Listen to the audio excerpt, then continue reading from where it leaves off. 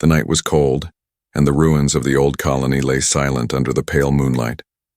Wind moved through broken windows and empty streets, carrying the sound of loneliness across the land. In the middle of this forgotten place sat a small, alien girl. Her hair was messy, her clothes torn, and her little arms hugged her knees tightly. She rocked back and forth as if the movement could keep away the sadness that lived inside her.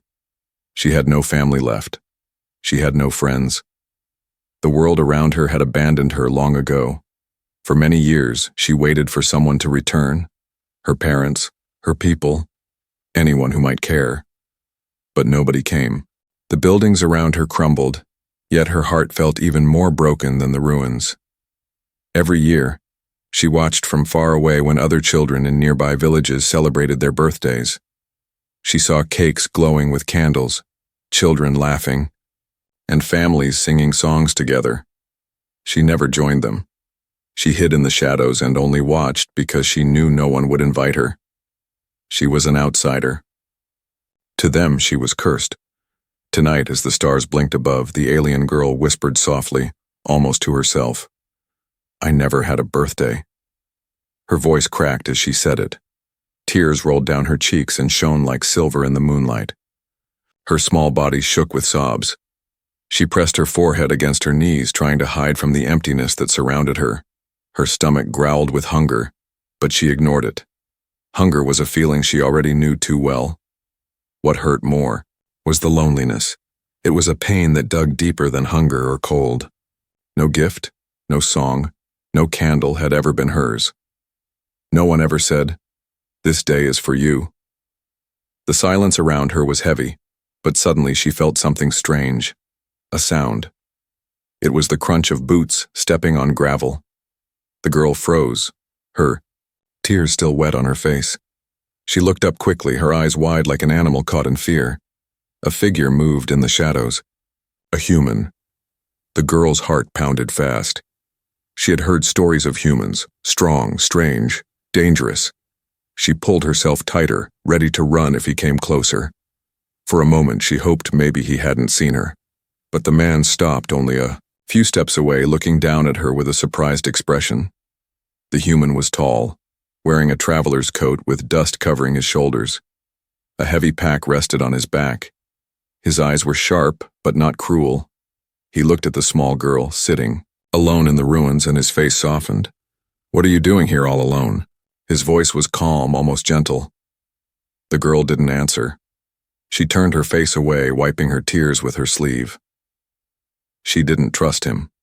No one had ever shown her kindness before. Why would a stranger? The human didn't leave. Instead, he sat down on a stone nearby.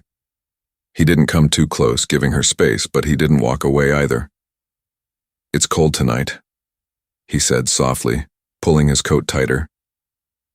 "Too cold for someone so small to sit outside." The girl bit her lip. She wanted to tell him to go away, but something in his voice was different. It didn't sound like the voices that used to mock her. It didn't sound like the voices that told her she was cursed. It sounded warm. Still, she kept her silence. The human opened his pack and pulled out a small piece of bread. He held it out in his hand, but not too close. "Here, you look hungry." Her stomach twisted at the smell, but she shook her head quickly. "No," she whispered, her voice rough from crying. "Food doesn't fix it." The man tilted his head, confused. "Fix what?" Her eyes filled again with tears. She wanted to stay silent, but the words forced their way out. "The emptiness inside me." The human's eyes narrowed slightly, not in anger but in pain. He could see the weight behind her words, the years of sadness in such a small voice. For a long time, neither of them spoke. The wind howled through the ruins, carrying the girl's loneliness into the night sky. Finally, she whispered the truth she had never told anyone. Her voice cracked as she said it. "I never had a birthday." The human blinked, surprised. "Never?" She shook her head, hugging her knees tighter. "Never. No candles, no cake. No one ever said it was my day." She looked away quickly, ashamed of her own tears. Maybe Maybe I don't deserve one. Her words broke something inside the human. He stared at her, and for a moment, he couldn't speak. A child who believed she didn't deserve even a birthday. What kind of life had she lived? The girl hid her face again, not expecting an answer. She thought he would leave like everyone else. But the human stayed. He didn't move, didn't speak harshly, didn't turn away, and for the first time in a very long time, the alien girl felt something small in her heart. Not trust, not hope, not yet, but a question. Why hadn't he left? The night grew quieter. The ruined colony lay under the silver moon, but the silence was no longer empty. Now 2 figures sat among the broken stones. A lonely alien girl, and a human traveler who had stopped when others would have walked away. The girl kept her eyes low, watching the dust on her torn shoes. She didn't want to look at him, afraid that if she met his gaze he would see all her weakness. She had learned to hide her pain. Yet this stranger had caught her crying, whispering her secret. I never had a birthday. The words still hung in the air like a ghost between them. The human didn't laugh. He didn't say she was cursed as the villagers once did. He didn't turn his back either. He only watched her with quiet eyes, as if he was trying to understand a wound he could not see. Finally, he spoke. His voice was steady but soft, the kind of tone people use when they're afraid to break something fragile. Do you have a name? The girl hesitated. Names were dangerous. If she told him, he might use it to mock her, like the others had done. Still, a small whisper escaped her lips. Lyra. The human nodded, repeating it carefully. Lyra. That's a strong name. The girl blinked in surprise. No one had ever called her name strong before. Most had only spit it out like it was poison. She studied the man, confused. Who was this traveler who spoke like that? He leaned back slightly, resting his arms on his knees. My name is Aaron, he said simply. She didn't reply. She hugged her knees tighter, unsure whether to trust him. Aaron pulled out another piece of food from his pack, a dried fruit, red and shining faintly in the firelight. He set it on a stone between them, not forcing it into her hands. If you're hungry later, it's yours. No price, no trick. The smell drifted toward her nose. Sweet. Warm. Her mouth watered, but her pride told her not to move. She wasn't going to grab at food like a beggar. Still, her eyes betrayed her. They followed the fruit again and again, Aaron noticed, but he didn't smile. He didn't make her feel ashamed. He just left it there, waiting. The girl finally whispered, Why are you here? Aaron looked toward the stars above the ruins. Passing through, he said. Looking for supplies, but I didn't expect to find a child sitting alone. He turned his head back to her. Especially not one crying about never having a birthday. Her cheeks burned red. She wanted to deny it, to pretend she never said those words. But the tears on her face betrayed her. You weren't supposed to hear that, she muttered. I did, he said, and I'm glad I did. She frowned, angry at him now. Why glad? There's nothing good in it, it's just pathetic. Aaron shook his head slowly. No, it's not pathetic. It's honest. Most people hide their pain. But you spoke it. That takes courage. Courage. The word felt strange in her ears. Could loneliness be courage? She wanted to argue, but her voice failed her.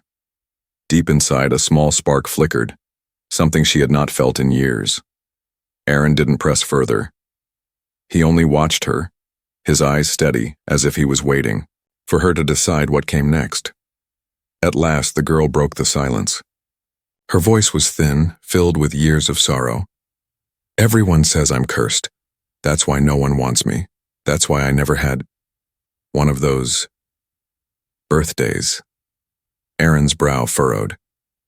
You're not cursed, Lyra. Yes, I am. She snapped, anger covering her tears. If I wasn't, someone would have cared. My parents left me, my people left me, even the stars forgot me. Her words echoed through the ruins, sharp and raw. She expected him to flinch, to rise and walk away.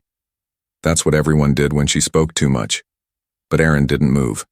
His eyes softened even more, and he whispered, "I didn't leave." In the girl froze. The words hit her like a strange, heavy weight. She looked at him, trembling. "Why?" Aaron shrugged lightly. "Because no child should sit in ruins believing she doesn't deserve happiness." Her throat tightened. She tried to look away, but her vision blurred with new tears. She didn't know why this human's words hurt more than her loneliness.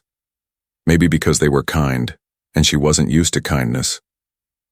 The night stretched on. The fire Aaron had lit burned low, throwing shadows across the cracked stones. Finally, the girl's hunger won.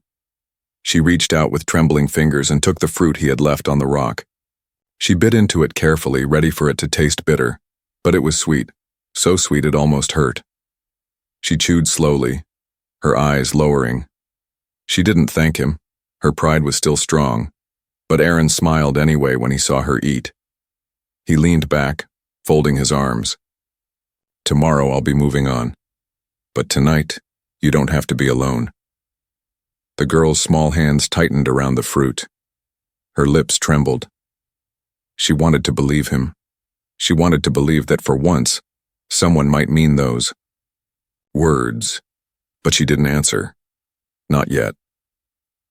And still, for the first time in her life, the abandoned alien girl felt the night was not completely empty. The night wind whispered across the ruins, carrying dust and faint echoes of forgotten voices. The small fire that Iran had built glowed weakly, painting light across the broken stones. Beside it sat Lyra, her small body curled up, holding the half-eaten fruit he had given her. She chewed slowly, as if unsure if she deserved even that much sweetness. Aaron didn't push her to speak. He sat quietly, gazing into the flames, giving her space. His silence was not cold. It was patient. And for the first time in years, Lyra felt that silence wasn't heavy. It wasn't the silence of abandonment. It was the silence of someone waiting because they cared. Her chest tightened with emotions she didn't understand. She wanted to hate him for staying, wanted to push him away like she always did with others. But something inside whispered that if she did, the firelight might vanish and the night would swallow her again. Finally, she whispered, "You shouldn't be here." Aaron looked at her. "Why not?" "Because I'm cursed," she said quickly, her voice trembling. "Everyone who stays near me suffers. My parents disappeared, my people never came back, no one wants me, I'm poison." The human's brow furrowed, but he didn't laugh or scoff. Instead, he leaned forward, resting his elbows on his knees. "Do you really believe that?" Her eyes filled with tears. "What else can I believe? If I wasn't cursed, why would they leave me behind?" Aaron stayed quiet, letting her words fall heavy into the night. Lyra's throat ached, but once she began, the pain poured out of her like water from a broken jar. "I remember the last day I saw them," she said, her voice shaking. "My parents told me to wait in the shelter. They promised they'd come back. I sat there holding my little toy waiting, but they never returned. Days passed, then weeks. I thought maybe they were just late. I counted every sunrise." She wiped her eyes with the back of her hand, but the tears kept flowing. "I stopped counting after the 100th day. That's when I knew they weren't coming back. But I kept sitting there anyway, hoping. I told myself, if I wait longer, maybe today will be the day. But no one ever came. No one even looked for me." Aaron's chest grew tight as he listened. Each word was heavy, soaked with years of pain. Lyra's voice broke. "Other children had birthdays. I watched them from the shadows. They laughed, played, sang songs, ate cakes. They blew candles and made wishes. I never had any of that, not once." She pressed her hands against her face, sobbing now. "Sometimes I whispered to the stars, asking if I could have just one birthday. Just one. A cake, a song, a candle. Someone to tell me I mattered. But the stars never answered. No one answered. Her small body shook with each word as if her confessions tore pieces out of her. Aaron's eyes darkened with sorrow. He had seen battlefields, he had seen broken soldiers, but nothing felt as heavy as the grief of a child who believed she was unworthy of joy. He spoke softly, carefully. "Lyra, none of that was your fault." She glared at him through her tears. "Yes, it was. If I wasn't cursed, they would have stayed. If I wasn't cursed, someone would have cared, but no one ever did." Her fists clenched, her voice rising into the empty night. "Don't you see? I was born to be alone." Her words echoed sharp and painful. She expected him to recoil, to leave, to turn his back like everyone else. But Aaron didn't move. His eyes held hers with steady warmth. "You weren't born to be alone." Her lips trembled. "Then why?" She whispered. "Because the universe can be cruel," he answered. "Because people sometimes fail. But their failure isn't proof of your curse. It's proof of their weakness. Not yours." Lyra's breath caught. She didn't know what to say. No one had ever spoken like that to her. No one had dared to shift the blame away from her. Aaron leaned closer, his voice low but firm. "Listen to me. You are not cursed. You are not poison. You're a child who deserved love and never got it. That's not your fault, Lyra." Her tears fell harder now, but they weren't just from pain. Something inside her cracked open, a wall she had built to survive. Behind it was a longing she had buried for years, the longing to be told she mattered. For a long while she couldn't speak. She only cried, her face buried in her arms. Aaron didn't touch her, but he stayed, letting her grief pour out without judgment. Finally, between sobs, she whispered, "I just wanted one birthday. One moment to feel like I wasn't invisible." Aaron's heart clenched. He looked at her small, trembling figure and made a quiet vow to himself. If she never had one before, then I'll give her one. I'll make sure she knows what it means to be celebrated. But he didn't say it aloud. Not yet. Instead, he let her cry, because he knew she had carried this pain alone for too long. And under the pale stars, in the ruins of a forgotten world, Lyra's painful confession drifted into the night. But this time she wasn't speaking to empty air. This time someone was listening. The fire had burned down to glowing embers. The ruins around them were dark, and the cold night pressed in from all sides. But Aaron stayed awake, sitting near the small girl who had finally fallen asleep after crying herself empty. Her little body trembled even in rest, her breath uneven as if her dreams carried the same pain she had spoken aloud. Aaron watched her silently. His heart was heavy. He had fought monsters before, seen war, seen worlds torn apart, but this small alien child broken by loneliness was something far more painful than any battlefield. She hadn't just been abandoned. She had been forgotten by joy itself. Her words echoed in his mind. "I never had a birthday." Aaron clenched his jaw. He wasn't a man of grand gestures. He wasn't a hero, not really. He was just a traveler moving between stars, surviving one day at a time. But in this moment, he knew he couldn't simply move on.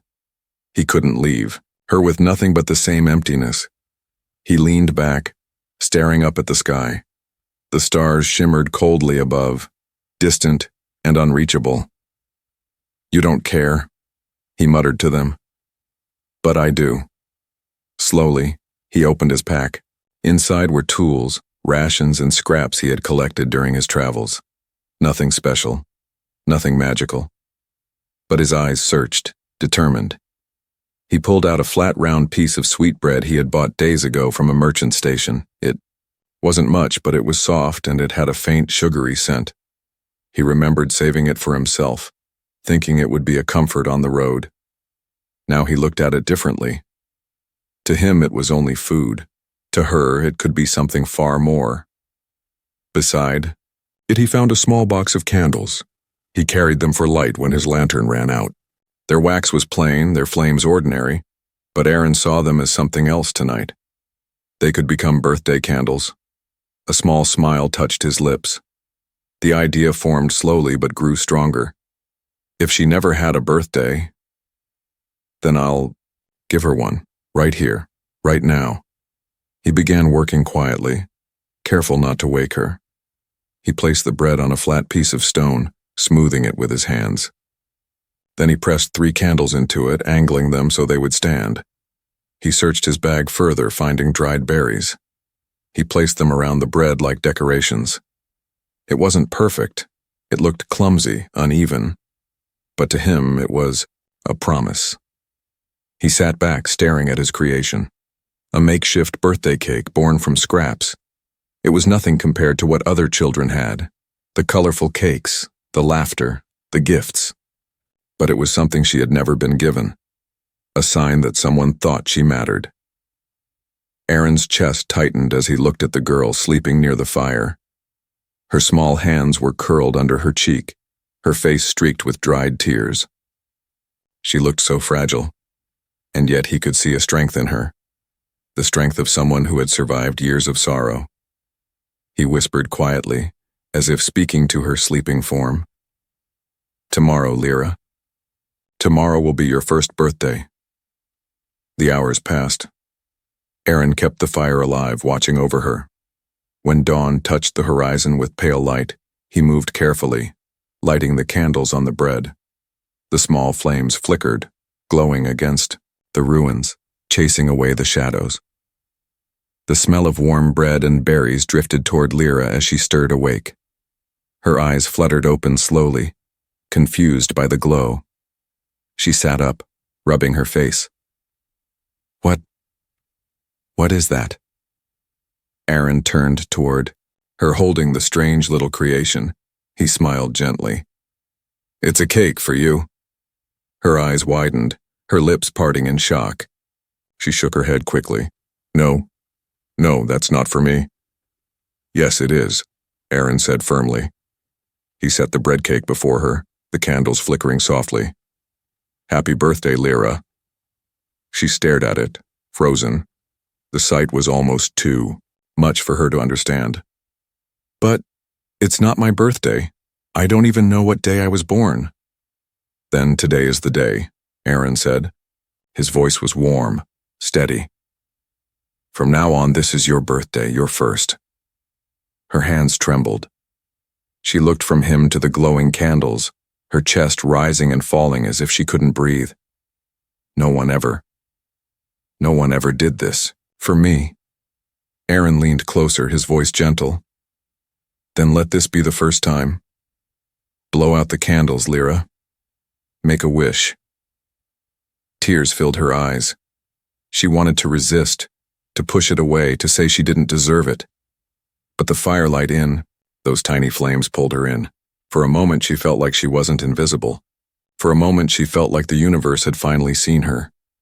With shaking breath she closed her eyes. In her heart she whispered, "I wish I wasn't alone anymore." Then she blew softly, and the flames went out. The smoke curled upward into the morning sky. And with it, something heavy inside her began to lift. For the first time in her life, Lyra had a birthday. And Aaron, watching her with quiet determination, knew it would not be her last. The morning sun climbed higher, spilling golden light over the broken colony. Dust glittered in the air like tiny stars, and the ruins seemed a little less cold. In front of the small fire sat Lyra, her wide eyes fixed on the strange cake Aaron had made from bread, berries, and 3 little candles. The smoke from her breath still curled upward, proof that she had finally blown them out. Her hands shook as she whispered, I don't understand. Why would you do this for me?" Aaron smiled, though his own chest felt heavy with her words. "Because every child deserves a birthday, Lyra, and because someone should have done this for you long ago." Lyra's throat tightened. She looked down quickly, afraid he would see how close she was to crying again. She didn't want to look weak, but her heart was fighting her, beating so fast it felt like it might burst. No one had ever spoken like that to her. No one had ever prepared something just for her. She touched the bread softly, as if it might vanish like a dream. "This is really mine?" "All yours," Aaron said firmly. "Today is your day." Her lips trembled. For years she had told herself she didn't need things like birthdays. She had convinced herself they didn't matter. But now, sitting before this clumsy little cake, she realized how badly she had wanted it. Her chest felt like it was breaking, open not from pain this time, but from something she had forgotten existed. Joy. Aaron pulled a small knife from his pack. Carefully, he cut a slice of the bread cake and handed it to her. "Here, the first bite belongs to you." Lyra took it in both hands, staring at it for a long moment. Her fingers shook as she lifted it to her mouth. She bit slowly, tasting the sweetness of the berries and the softness of the bread. Tears filled her eyes instantly. She pressed a hand to her mouth, muffling a sob. "It's sweet," she whispered, her voice breaking. No food ever tasted like this before. Aaron's smile softened. "That's because it's not just food, it's a celebration." She blinked at him through her tears. "Celebration, for me, yes," he said. "For you." The girl's body shook as more tears spilled down her cheeks. She laughed and cried at the same time, a sound so strange to her that it frightened her. But Aaron only nodded, his eyes warm. "That's the sound of happiness, Lyra. It belongs to you now." For a long while they ate together. Aaron kept talking softly, telling little stories of his travels. Stories of markets filled with music, of children who played in the streets, of stars so bright they turned the night into day. Lyra listened with wide eyes, her mouth open in awe. No one had ever shared such stories with her. She laughed suddenly at one of his jokes, then quickly covered her mouth, embarrassed. "I never laugh," she whispered. "Then laugh more," Aaron replied. "You deserve it." Her heart swelled at his words. It felt like sunlight was finally reaching the darkest parts of her. After they finished the bread, Aaron looked at her, seriously. "Every birthday needs something else." "What?" she asked curiously. He stood and took a piece of string from his pack. On it hung a small, simple charm, a piece of polished stone shaped into a star. It wasn't much, but he held it out to her like it was treasure. "A gift." Lyra gasped softly, staring at it as if it were made of gold. "For me?" "Yes," Aaron said. "A birthday gift." Her small hands trembled as she took it. She held it against her chest, tears falling freely now. "No one ever gave me a gift. Never. Not even once." "Then today is the first of many," Aaron said. She looked at him with wide, shining eyes. Something inside her shifted. For so long she had believed she was cursed, unwanted, invisible. But here was a human, a stranger, who had given her a birthday, a cake, and now a gift, she whispered. "I wished when I blew the candles." "Do you want to know what I wished for?" Aaron tilted his head, curious. "You don't have to tell me. Wishes are secret." But she smiled through her tears and said softly, "I wished I wasn't alone anymore." Aaron's chest tightened. He reached out his hand, resting it gently on her shoulder. "Then your wish has already come true, Lyra. You're not alone anymore." Her breath caught, and for the first time in her life, she truly believed it. The ruins around her didn't seem so empty anymore. The silence didn't feel so cruel. The stars above, once cold and distant, now seemed to shine brighter. Because on this morning, for the first time ever, the abandoned alien girl had a birthday. And in her heart, she carried a new truth. She mattered. The morning air was fresh, carrying the faint scent of ash from the dying fire. Birds called in the distance, their voices sharp against the ruins of stone and silence. Lyra sat with the star-shaped charm pressed tightly to her chest. Her small fingers curled around it as if letting go would make it disappear. Her eyes were wet, her lips trembling, but something inside her felt lighter than it ever had before. Aaron sat across from her, quietly watching. He didn't rush her. He didn't demand thanks or words. He only stayed, letting her feel the weight of this moment. He had given her food, a cake, and a gift. But more than that, he had given her something she thought she could never have. A beginning. Lyra wiped her cheeks clumsily. "I don't know why I'm crying so much," she muttered. Aaron's mouth curved into a small smile. "Because sometimes tears are the only way the heart makes room for joy." She blinked at him, her chest tightening again. No one had ever spoken to her like that. People had called her cursed, unlucky, forgotten. But Aaron's words made her feel seen, important, alive. She lowered her eyes. "It feels strange," she whispered. "What does?" Aaron asked gently. "This feeling." She touched her chest. "Like something warm is inside me. It hurts, but not like before. It's different, softer." Aaron nodded. "That's happiness. It feels strange the first time, but it belongs to you now." For a moment, Lyra sat very still, her small face trembling as if she was holding back another wave of tears. Then, slowly, it happened. Her lips pulled upward, shaky and uncertain, but real. A smile Aaron's breath caught. He had seen many things in his travels. Wonders of alien skies, glowing rivers, ships sailing between stars. But nothing struck him harder than the fragile smile of the abandoned girl before him. It wasn't just a smile. It was a door opening, after years of being locked. It was the sun breaking through heavy clouds. Lyra felt it too. She pressed her fingers to her lips, startled. "I'm smiling," she whispered, as if she didn't believe it herself. "Yes," Aaron said softly. "You are." Her eyes widened and she gave a small laugh, nervous and new. "I didn't know I could still do this." "You always could," Aaron said. "You just needed a reason." Her smile wavered, then grew again, brighter this time. And with it came another laugh, shaky but filled with wonder. "It feels good," she admitted. Aaron's chest warmed. "Then keep it. Don't let anyone take it from you." For the first time in her life, Lyra smiled freely. The ruins around her seemed less like a graveyard and more like a stage where her new life was beginning.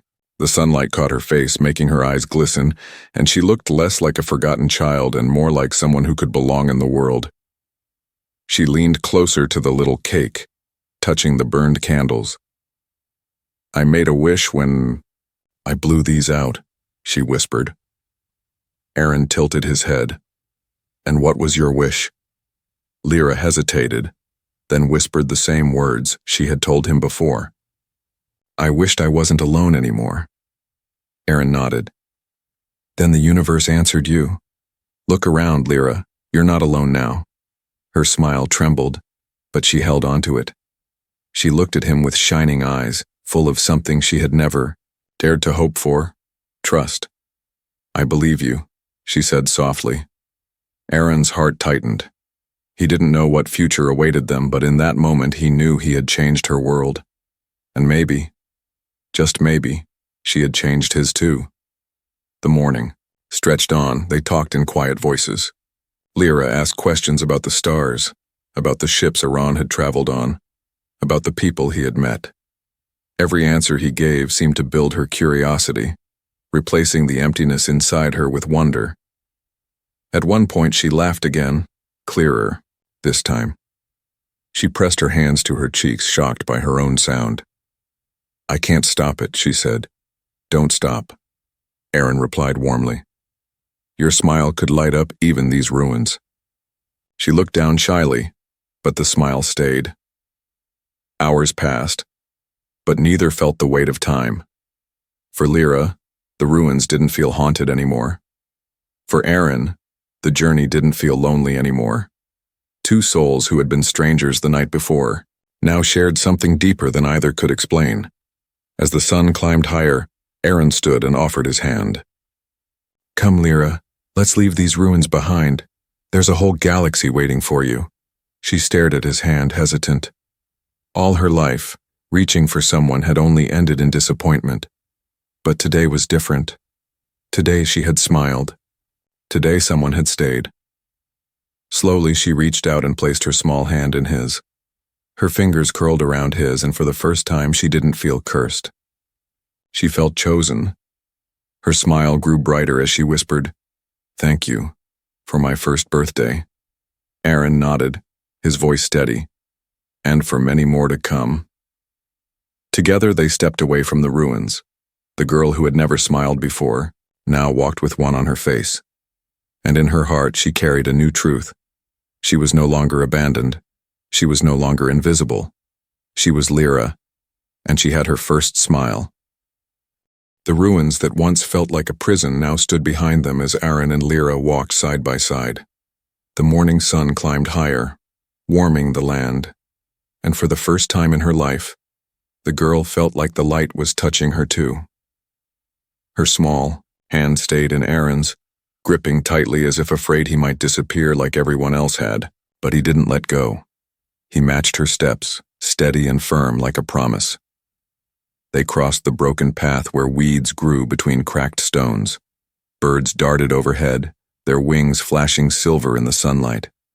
Lyra tilted her head to watch them, her lips curving into a soft smile. She had seen birds before, but today they looked different, free, alive, beautiful. Aaron noticed her gaze. "Do you like them?" She nodded quickly. "Yes. They're flying together. They're not alone." Aaron's chest tightened at her words. He squeezed her hand gently.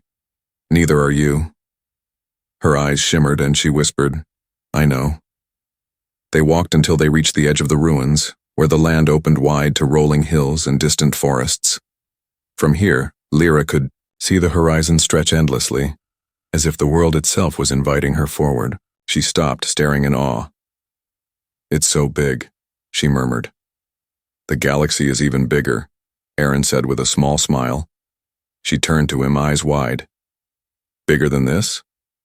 "Much bigger," he answered. "Endless stars, endless worlds, and maybe endless beginnings." Her heart raced. For years, her whole world had been broken stones and empty nights. Now, for the first time, she wondered what it would be like to see beyond them. But a shadow crossed her face. What if they're right?" she whispered. Aaron frowned. "Who?" "The people who said I was cursed. What if I really bring bad luck?" Aaron stopped walking and turned to her, his voice steady and strong. "Lyra, listen to me. Curses are just lies told by people who don't want to care. You don't bring bad luck, you bring light. Look at yourself. You smiled today. That smile could chase away darkness." Her lips trembled. She looked down, unsure if she could believe it. But then she touched the star-shaped charm around her neck and remembered the birthday cake, the candles, the wish, Slowly she lifted her eyes again. "You really think so?" Aaron nodded. "I don't just think so. I know so." Her chest swelled with warmth. For the first time, she didn't feel ashamed of who she was. For the first time, she wanted to believe that maybe she wasn't meant to live in ruins forever. As they walked further, Lyra began to speak more. She asked questions about stars, about spaceships, about the strange worlds Aran had seen. He answered patiently, describing glowing oceans, cities that floated in the sky, and forests filled with giant singing trees. Her eyes sparkled brighter with every story, her imagination soaring further than she ever had. At one point she laughed. A real laugh, free and clear. She surprised herself with the sound, but instead of hiding, she let it out, clutching her chest as if it might escape. Aaron smiled when he heard it. "That laugh," he said, "is proof that you're alive. Don't ever lose it." She grinned, her small teeth showing, her eyes shining. "I won't." Hours passed, but neither of them noticed the time. They rested by a stream, where Lyra splashed her hands in the cool water. She gasped at her reflection. For the first time, she didn't see a cursed, forgotten girl. She saw someone different, someone who could smile, someone who could belong. As the sun dipped low, painting the sky in gold and pink, Aaron looked at her and spoke softly. Lyra, I can't promise life will always be easy, but I can promise you this. You'll never have to face it alone again. Her breath caught. She turned toward him, her small face glowing in the sunset. Never? Never, he said firmly. Tears filled her eyes again, but this time they weren't heavy with sadness. They were light, born from something new, hope. She reached for his hand once more, gripping it tightly. Then I want to go with you. I don't want to stay here anymore. Aaron nodded. Then come with me. We'll leave the ruins behind. We'll find new places, new beginnings. And every year, on this day, we'll celebrate your birthday. Her lips parted, her smile trembling but brighter than ever. Every year? Every year, Aaron promised. The last of the sunlight touched them as they began to walk again. The ruins faded behind them, swallowed by the distance, while the open path ahead stretched endlessly. Lyra's heart beat fast, not from fear, but from excitement. For the first time in her life, she wasn't walking into emptiness. She was walking into a future, and as she walked beside the human who had given her a birthday, she whispered softly to herself, almost like a vow, I'm not cursed. I'm not alone. I'm Lyra. The words carried on the wind, no longer broken, but whole. It was her first birthday. It was her first smile, and now it was her new beginning.